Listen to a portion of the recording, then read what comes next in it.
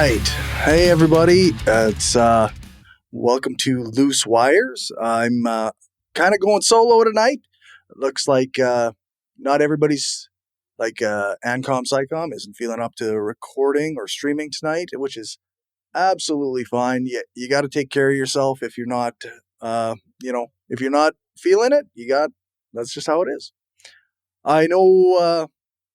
Sometimes I don't feel like it, and I've canceled multiple streams lately. Well, not streams, but recordings lately, just because, sometimes you're not feeling it. Sometimes you're tired. Sometimes you got a lot of work that you've done. I've been kind of sick all week anyway. I was sick right up until the whole week that I worked, but I'm back at her now. So I guess, as usual, Loose Wires is the show where I talk to usually my co-host, Ancom Psycom, and we talk about current events and news from a anarchist, communist perspective.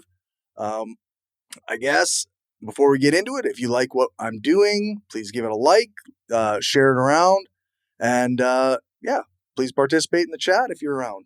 Always appreciate. All right. So, story number one. So, we got the Canada's defense surge. The Mark Carney government has announced that Canada will hit NATO's 2% military spending target by 2026, 5 years ahead of schedule, pouring billions into defense just as public systems across the country remain underfunded and crumbling. The plan includes an additional 9 to 10 billion for the 2025-2026 fiscal year, with promises of more to come, pushing military budgets up to or over 60 billion annually. So I guess this is a conservative move, right? Like it's pretty clear that the Carney government is just, I don't know how to say it, except that they're liberals, so they're conservatives.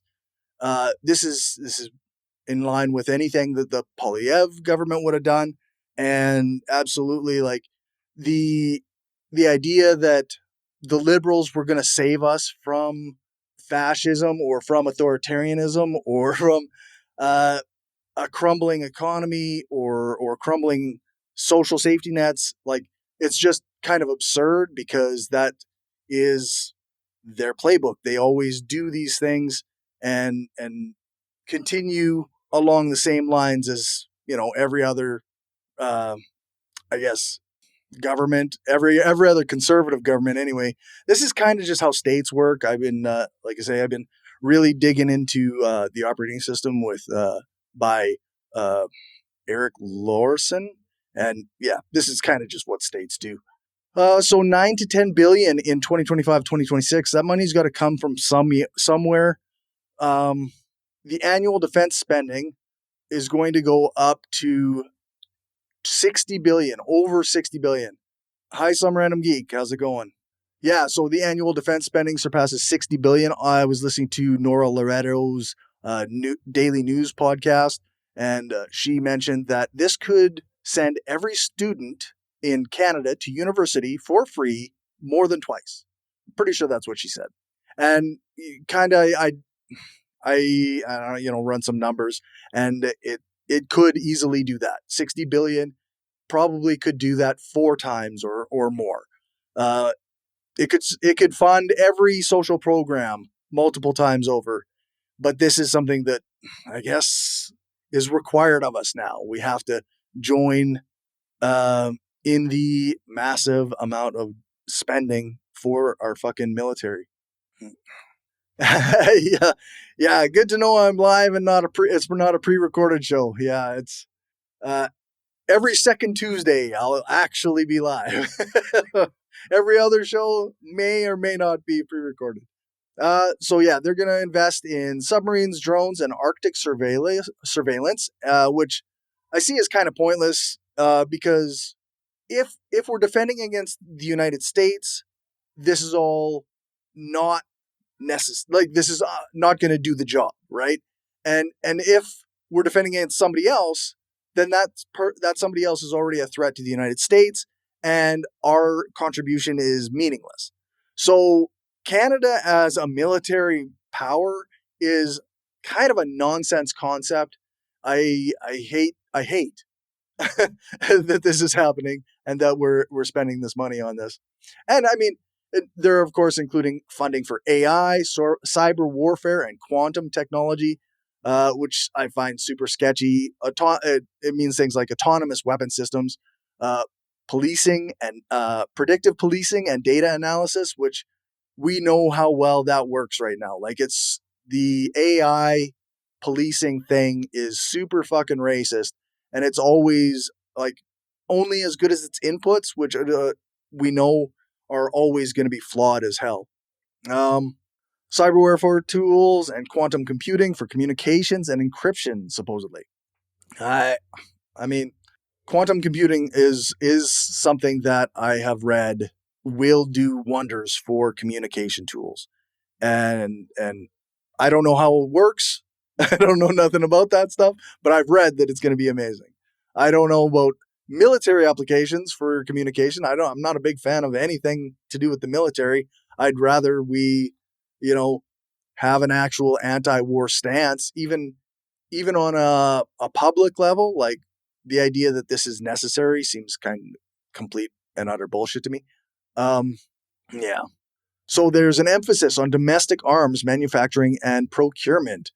So somehow we need to build our like killing machines in country rather than buying them from the United States or from Europe or whoever else manufactures them. It's very important that we kill people with tools we made ourselves. Um, the government is reevaluating the F-35 deal with Lockheed Martin, which they can't actually do. This is a deal that was signed in 2022 or 2023, somewhere in there, and it's considered done. It's an officially finished deal that they can't go back on at this point. So this reevaluation, it's just posturing. It's like saying like, hey, we're going to pretend that we don't want to deal with this American company when they absolutely have no choice. Yeah, American made, exactly. Yeah, exactly. Um, they're exploring defense partnerships with Europe and Australia, which is posturing as anti-US to increase domestic manufacture of weapons, which I already mentioned. We must create our killing machines in-house. Um, they're they're putting money into boosting military recruitment, pay, and veteran support. I'm not anti-veteran support. Um, Many people have been injured fighting the wars of imperialism, and those people deserve care and health care and all the things that come with that. Uh, but uh, increasing recruitment and pay is meant to increase the staffing, which of course, um, yeah. So there's approximately a shortage of 16,000 troops on the regular and reserve levels, which I don't know. Does that matter to me? I don't. I don't think. The thing is, troops. The increase in troops, like the shortage of the military, does not have an impact on my fucking day-to-day life. Like it doesn't have an impact on the lives of the disabled person trying to make a living, and it doesn't have any impact on the lives of various people trying to get health care or like, yeah, it's like increase the military spending for what?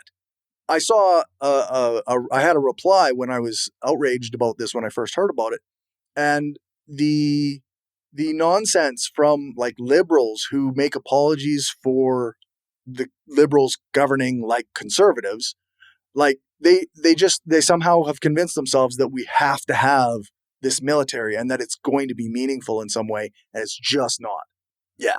Spending is framed as reclaiming sovereignty from the US influence when we're spending money to match NATO requirements. NATO is essentially run by the United States. So this has nothing to do with sovereignty. This is placating NATO, which is placating the United States. It's yeah, I don't know. It's frustrating. My apologies. I have a hell of a cough still. I was sick as fuck last week and it is not going away. I guess I inhaled a lot of smoke when I was also already sick. So Yeah. So Carney signals deeper alignment with NATO strategy, which is basically just licking the boots of America, uh, catering to the demands of an organization that's run by America that does not help Canadians in the least. Submariner Geek says liberals are against every war except the current one, and they are against any genocide except the current one. Yeah, no, that's exactly right. They fully support any war that they can tell themselves that there's a reason for, especially when you can increase nationalism. If you can appeal to their nationalism, then you can justify just about anything. So they're promising no tax increases, despite increasing the spending on defense. The government will have to either borrow or create new debt to cover the cost, which means someone in the future is going to be paying for that. And or it could come at the expense of existing social programs like healthcare or education funding, or it almost certainly means that there will be less climate action, and there will be no increase in social housing, which we already know the Liberal government, their housing plan is almost entirely based on tax breaks for developers. So this doesn't really this kind of sits in that same boat. Like they're not going to spend any money on increasing housing or dealing with the housing crisis, which is pretty bad in Canada right now. It almost so privatization, public-private partnerships, the triple P. That's usually the way that they do a lot of things. They're going to definitely be privatizing things, and they're going to use the excuse that it's they're going to say we're doing this because this is how we make the money, or this is how we save money in the name of this military spending. Oh, all right. So critics warn of ballooning deficits and austerity trade-offs. And I just put beside this a note, obviously. This is how that works. And the Liberal government, they can say whatever the fuck they want, but they're obviously going to be extracting the money to pay for this military spending from somewhere that is actually serving people. Public services remain underfunded as the military gets priority, and that is just how Canada has run for a long time. And apparently, it's we're taking it out of the American playbook, I guess. I don't know. Maybe that's the thing. Love to spend on military, but we can't spend on helping people. Media and NATO allies praise the move as Canada stepping up. We're taking responsibility. It caters to U.S. demands and existing media narratives about the need for more military spending, of course. And anti-militarist groups, which there are not a lot of in Canada right now, but there are some. And they obviously condemn the expansion as dangerous and wasteful because it is. World Beyond War Canada is the main group criticizing that right now. They've got a great Instagram post, which I will include in the show notes. Actually, maybe I can post this in the stream chat right now in case anybody's curious about it. Oh, yeah. It's brilliant. That's awesome. All right. Hello, Kai Madara. How you doing? All right. On to my second story. LA ICE raids and the protests against them. So in early June, my date says June 6th, mass protests erupted across Los Angeles in response to a wave of aggressive ICE raids targeting undocumented immigrants in working class neighborhoods. Demonstrators blocked roads, vandalized federal buildings, and clashed with police near the Metropolitan Detention Center and other sites. The Trump administration responded by deploying over 2,000 National Guard troops and 700 Marines, which I've heard from multiple sources is illegal. But when I'm done my script on the book, The Operating System, I will discuss why states will do all kinds of things that they say are illegal if you do them, because that's the nature of the state. They have to do whatever it takes to expand power and capital. The Trump administration responded. Yeah, okay, I said that. 700 Marines, prompting legal challenges from Governor Newsom and emergency declarations from Mayor Bass. With more than 500 arrests and growing national attention, the protests became a flashpoint in the broader struggle over immigration enforcement, state sovereignty, and militarized policing. So I got a few notes here. Yeah, the protest started on June 6th. I wasn't sure about that because I thought I heard about it happening earlier than that, but maybe the 6th was the correct date. So demonstrators gathered at multiple federal buildings, including the Metropolitan Detention Center downtown. They were organized by immigrant justice and abolitionist groups aligned with the Abolish ICE movement, which I think anybody sensible at this point should be pro, like, anti-ICE or anti-ICE. Yeah. Some random geek says, laws, what are those? Why should I follow them? I have all the power. Yeah, exactly. Yeah, that's your states for you, right? Like, they don't, why would they follow the laws that they make you follow? Protesters blocked streets and entrances, prompting LAPD to declare unlawful assemblies and issue dispersal orders. Over the course of the week, nearly 400 people were arrested, with dozens detained each night. I think I read a more recent number and it was like over 500, but I could be mistaken now. The protests were sparked by a wave of ICE raids and deportations across Southern California. And yeah, Gavin Newsom and Trump kind of butted heads when Newsom when Trump sent out the Marines and the National Guard. Like, yeah, I've got here that the solidarity protests were reported in cities including New York, Chicago, Oakland, and San Francisco, which is cool. Some random geek said, I think the protests against the ICE raids did start on the 6th, the Friday before the troops were called in, especially if the ICE raids were happening on that Friday. Yeah, that's probably right. Damn. The LA response was widely seen as a test run for more aggressive federal immigration enforcement nationwide. And organizers described the actions as a part of a coordinated national week of resistance, which sort of leads. These protests are really just communities protecting each other against ICE raids. Yeah, that's right. Yeah, it's a lot of the people in these protests. I was listening to the It Could Happen Here podcast. A lot of the people in these protests in LA were in fact the children of the people that are being targeted by ICE. So I get, but that, yeah, I don't know about how much, what percentage of that is, but yeah, apparently quite a few of them were. So, which leads me on to the No Kings, a massive call for democracy and a tragic misfire. No Kings protest organized by the 5501 movement in over 2,100 cities across all 50 states on June 14th, 2025, represented a powerful nationwide rebuke of authoritarianism, militarization, and threats to democracy. Millions marched peacefully in cities like New York, Boston, LA, Houston, Denver, Philadelphia, and Seattle. I don't know why. Yeah, I don't know why my summary says peacefully. Like, who cares? Like, what liberals think of as peaceful protests, I don't care. I was just watching Prince Shakur talking about the No Kings protests and how he did not participate, and in fact saw quite a few problems with them. And I've read quite a few things lately about the 5501 being co-opted by liberals, and the No Kings being like fully like organized by liberals who were in some cases pro-cop and like invited cops and journalists and stuff. Like, I don't know.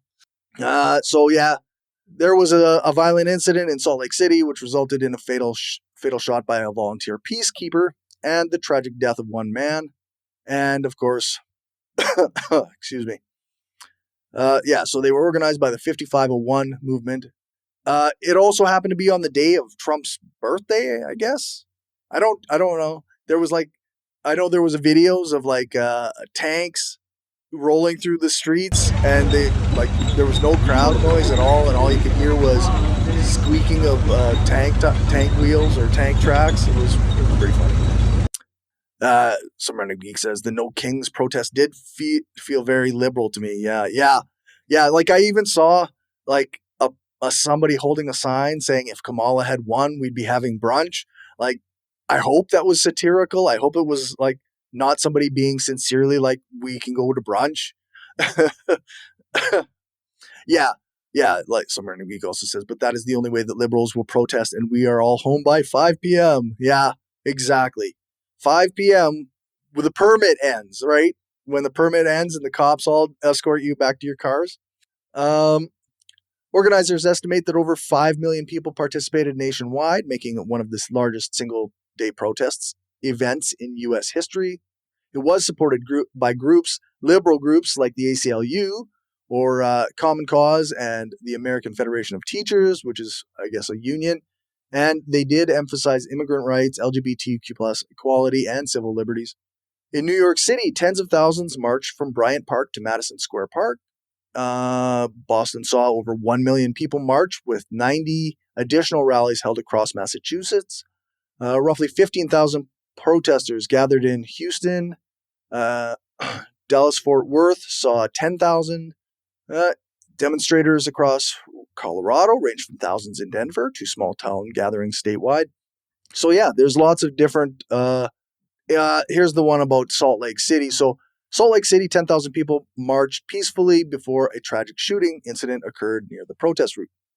Arturo Gamboa, 24, had an AR-15 rifle, and apparently peacekeepers thought that he was going to open fire, and one peacekeeper fired 3 shots, striking Gamboa. I'm not sure about that. I didn't know that he got hit, but I know one bullet hit Arthur Falasa Alu, who was 39, who was a clothing designer, I think, and was killed, unfortunately. Also the father of 2 kids, from what I read. Yeah. And now the government is charging Gamboa, who open carried a gun in an open carry state, in a situation and didn't fire any shots. So that seems like that should get thrown out of court pretty handily. Like it shouldn't even hit like a real courtroom. Like he should absolutely it should just be dismissed. Police claim Gamboa raised the rifle and ran toward the crowd, but there is definitely video evidence suggesting he was walking calmly with the barrel down when he was shot. And the shooting has prompted movement-wide calls for better protocols around open carry, protest safety, and the use of volunteer peacekeepers. So I've got quite a few links here. There's a great stat or tweet thread by Anarch talking about this and how it really seems like there's no real evidence to the fact that Gamboa was actually doing anything wrong. We don't know anything. At this point, I don't know anything about this guy or person. This person, I don't know their gender identity either. So I don't know anything about them. But they didn't do anything that would provoke a shooting, except for the fact that they have a gun, which is, America is a scary place. I guess I kind of understand to some degree, but also don't just shoot people because they happen to be, it's an open carry state. Lots of people carry guns at protests in Utah. So, yeah. And then I have this thread from Chad Loader on Blue Sky, really condemning the 5501 peacekeepers and argues well that the man being charged is not to blame. And there's a whole bunch of other things going on about the 5501 organizers. The video I was just watching from Prince Shakur had someone, it was like a TikTok or something from a person who was at one of the No Kings protests, and it looked like they were talking about the organizers, and they were 2 white women, and how they were, instead of at the end of the protest, they were packing things up and they were arguing with young people who weren't going and who were separate from the protest, and trying to tear a strip off of some young folks who might have been doing their own thing. I don't know. So some of these posts are making me wonder what kind of people are doing this No King stuff, and even more to the point, who's in charge of the 5501 movement right now? It used to be it was supposed to be a decentralized movement of local groups, right? And now I read somewhere that they have like there's like a national spokesperson or a national representative, and that seems like not cool. Like kind of, yeah, problematic, I guess. I don't know. It seems like maybe that's not the sort of thing you should be doing if you're decentralized. There shouldn't be one person representing the entire national movement, because if it's decentralized, then it isn't just one movement, right? Like they might share a name, but they're all individual groups for their own communities, their own areas. So, on to something a little bit, well, it's sort of related, I guess, because it's another protest. Oh, sorry about that. I'm just going to have a drink. My throat. Okay, where am I? Spain, Canary, and Balearic hotel workers threaten strike. Hotel workers in Spain's Canary and Balearic Islands are threatening coordinated strike action during the upcoming summer season. The action is a response to stalled wage negotiations and worsening working conditions amid growing hostility tied to overtourism. Unions have set a June 16th, yesterday, deadline for employers to agree to demands. If no deal is reached, strikes are planned every Friday in July and August across both regions. So I was still working on these notes yesterday, and I was looking things up, and I couldn't find any new information about whether or not they'd reached a deal. But we got hotel and hospitality workers threatening coordinated strike action. Over 80,000 workers could be involved, covering Tenerife, Gran Canaria, Lanzarote, Fuerteventura, Ibiza, Mallorca, and Menorca. And strikes are proposed every Friday in July and August, starting July 4th. So I guess we'll see. Unions have involved include UGT, Syndicalists de Base, CCOO, USO, and Intersindical Canaria. Workers are demanding a 6.5% wage increase and rejecting a 13.5% three-year offer with absorption clauses. Additional demands include protections for sick leave, loyalty bonuses, and limits on irregular scheduling. Easter weekend strikes earlier this year already disrupted services in some hotels. I was reading something about they were spraying people with water guns and stuff. It sounded like pretty cool stuff, actually. Like, maybe not if you're a tourist, but I guess too bad. So, yeah. On June 15th, thousands protested across Spain and coordinated anti-tourism demonstrations. So that was even just Sunday, right? Today's Tuesday. So, yeah, Sunday the 15th. Around 5,000 people marched in Palma de Mallorca, with more actions in Ibiza, Barcelona, Granada, and San Sebastian. Protesters used water pistols and smoke flares in symbolic actions targeting tourism and working conditions. And demonstrations were part of the Southern Europe Against Touristification movement, which is an interesting idea. The idea that tourism is there's an anti-tourism movement. I kind of like that. I mean, I'm pretty landlocked myself, but I'm not going anywhere anytime soon. I mean, who can afford to go anywhere anyway? But actions targeted tourists and tourism infrastructure to highlight housing shortages, labor precarity, and environmental degradation. And of course, the hotel worker strike is also linked to the broader backlash against overtourism. And tourism may face reduced hotel services such as housekeeping, dining, and entertainment on strike days. So your room might not get cleaned, I guess. Not a big deal. Just, yeah. There might be pickets or protests at entrances, especially in major resort areas. Local cafes, independent businesses, and beaches are expected to remain open. UK and Irish travelers are advised to monitor news and avoid protest sites. Yeah, this is a kind of an odd one. I found more information in in Irish and UK based news. So one of my links is like the Sun UK, and then I had another one that was the Sun from Ireland. So interesting stuff. Yeah. Yeah. All right. On to story number 5, which is not my specialty. Okay. Geopolitics, not my specialty. But Iran and Israel tensions are getting pretty crazy. Tensions have sharply escalated between Israel and Iran, centering on Israeli precision strikes in Iran since June 13th and robust Iranian missile drone retaliation. Over 400 Iranian fatalities, including military leaders and civilians, at least 24 Israeli civilian deaths so far.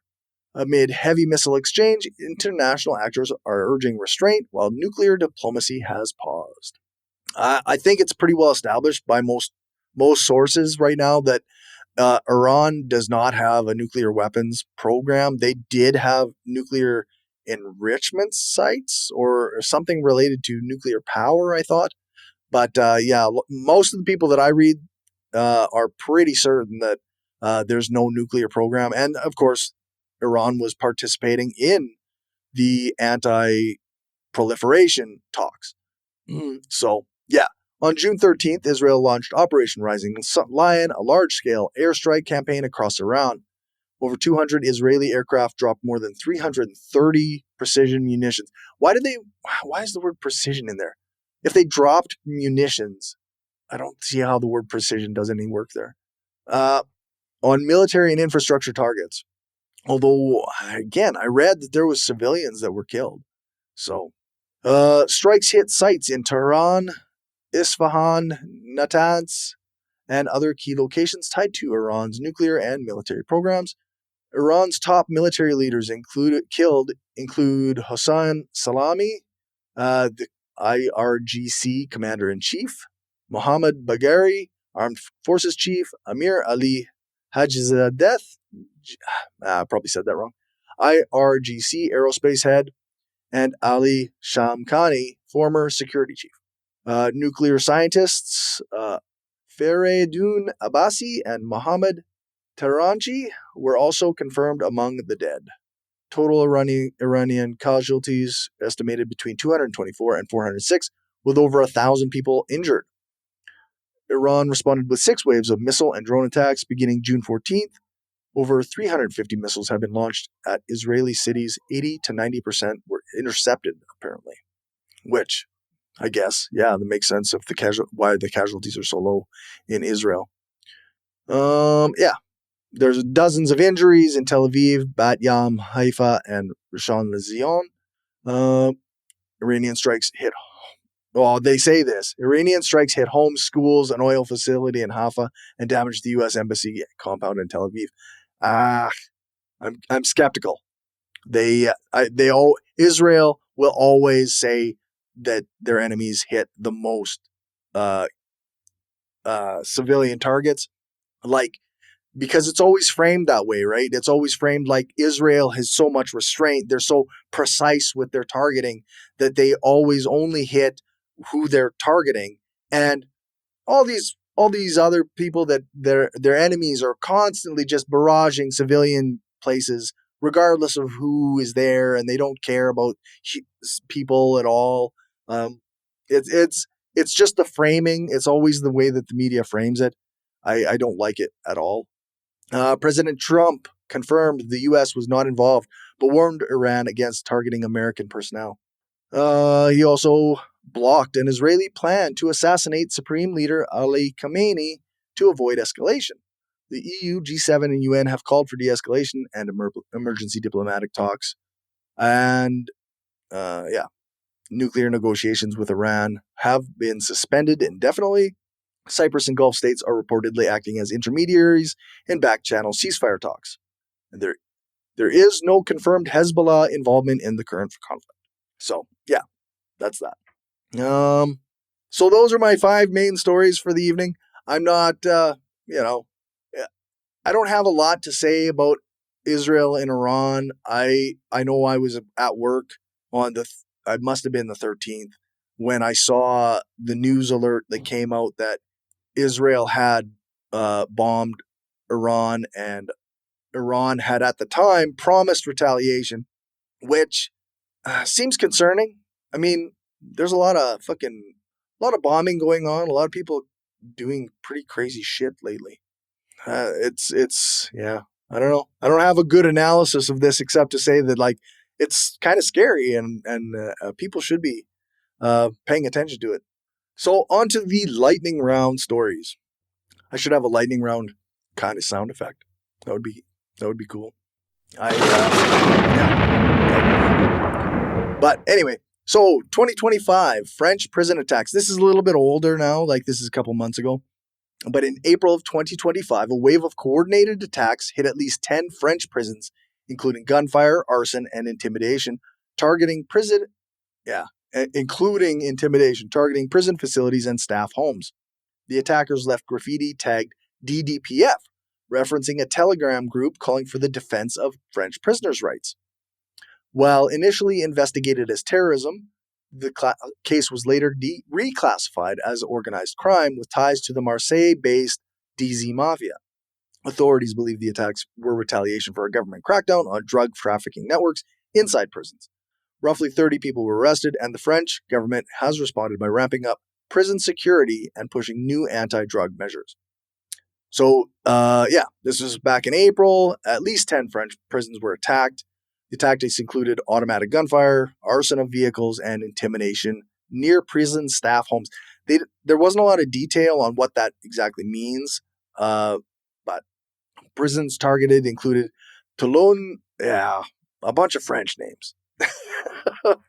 I'm terrible with extra names, and so there was graffiti. The DDPF, which is the Defense of French Prisoners' Rights, was left at multiple sites, which authorities initially thought had to do with like an anarchist group, and they associated anarchists with this Telegram group bearing the same name, but then changed it after investigating because they were like the DZ Mafia must have been doing this, and in response they pledged stronger prison security and they fast-tracked new anti-drug laws, which to me is nonsense. I don't see how are you going to reduce organized crime attacking prisons by increasing the laws against their drugs. If anything, that would incentivize them to attack more often, in my opinion. And of course, prison staff report feeling unsafe and some facing threats and requesting protection. I don't feel terrible for people who work in prisons. If things are going bad for them, like I just don't. Prisons are bad, and you shouldn't work at them. And then I've got lightning round number 2. New film honors global climate resistance. So a new short documentary titled "The Future Is Not Written" was released by Extinction Rebellion UK on June 13th. I could only find the trailer for watching on YouTube, I think it was, and it was only a 2-minute trailer, but it seems to go through, a variety of climate activists being arrested. Some of the stuff that is happening to them in the UK was the main focus of it. So, yeah. It also seemed to me, based on the trailer, that it was kind of focused a little bit on like the injustice of it. The injustice of the way that the UK government and police have targeted and really like cracked down on this. And they've even changed some laws so that it's like fully illegal in some cases for people to protest. The documentary is supposed to be free, but again, I couldn't find it on YouTube. I found I have the release from extinctionrebellion.uk, and I have watched the trailer, but yeah, I hope maybe I can try and find it later and watch it on like a stream or something. Yeah, and that's it for that. So then my final story is the segment I'm calling Collapse Watch, which is global humanitarian systems are unraveling. The global humanitarian system is buckling under historic pressure in 2025. The UN slashed its aid appeal by 35% from 47 billion to 29 billion after donors failed to deliver, leaving hundreds of millions without critical support. Only 13% of the year's needs have been met, forcing agencies to prioritize who gets food, shelter, or medicine. In Gaza and Sudan, civilians are being killed while seeking aid, while famine looms for millions. And meanwhile, the U.S. gutted foreign aid programs early in the year, collapsing much of U.S. aid's operations. Experts warn that we're not just facing a funding shortfall, but it's the breakdown of the post-World War II global safety net. So yeah, the UN is only asking for $29 billion instead of $47 billion. So, and we're 6 months through the year. That's 13% of funding for 13% of funding for half a year is not enough. But also, it's pretty hard to get aid in some places, especially like Gaza or where like Israel won't let aid actually get to it. Aid agencies are in what they're calling triage mode, scaling back support from 180 million people to 114 million. Wonder what's supposed to happen to those 66 million people. Gaza and Sudan are nearing famine conditions, and civilians have been killed while trying to access food aid. I know the stuff from Israel is pretty well documented. Excuse me. And the U.S. froze their U.S. aid from January to April 2025, which stopped a lot of programs. And I've got the number 522,000 children under 5 in Sudan have died of hunger-related causes this year. 360 plus aid workers were killed globally in 2024. Calls are growing for armed protection of convoys. UN officials warn this marks the collapse. A little bleak.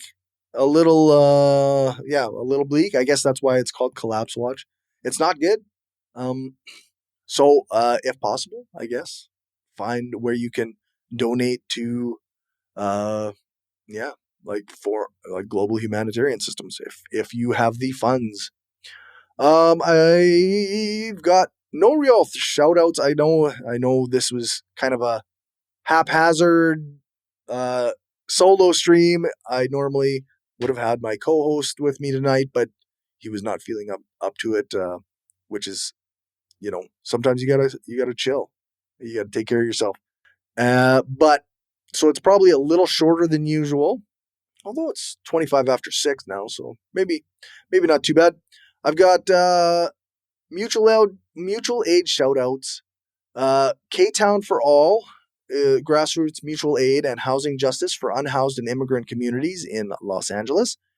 Jail Support LA, providing bail funds, legal referrals, and direct support for protesters and detained community members. The Immigrant Defenders Law Center for free legal defense and advocacy for immigrants facing detention and deportation. This is all U.S. based because this is related to the ICE protests that were going on in LA. I assume they're still going on, but Clergy and Laity United for Economic Justice, faith-based organizing for immigrant rights, labor justice, and sanctuary protections. Detention Watch Network, national coalition fighting to abolish immigration, detention, and community-based alternatives.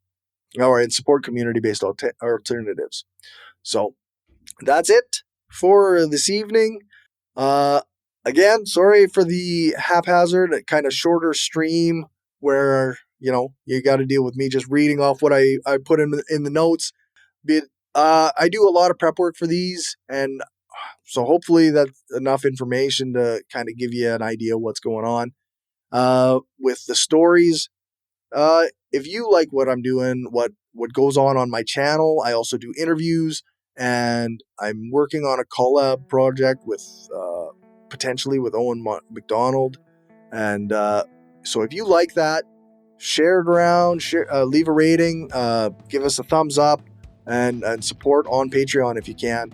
I appreciate everybody for being here, and so thanks everybody, and have yourselves a good night.